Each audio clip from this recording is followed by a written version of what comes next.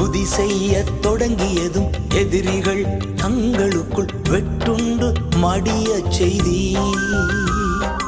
உம்மாலாகும் எல்லாமாகும், உம்மாலாகும் எல்லாமாகும். ஆகாதது எதுவும் இல்ல, உம்மாலாகாதது எதுவும் இல்ல.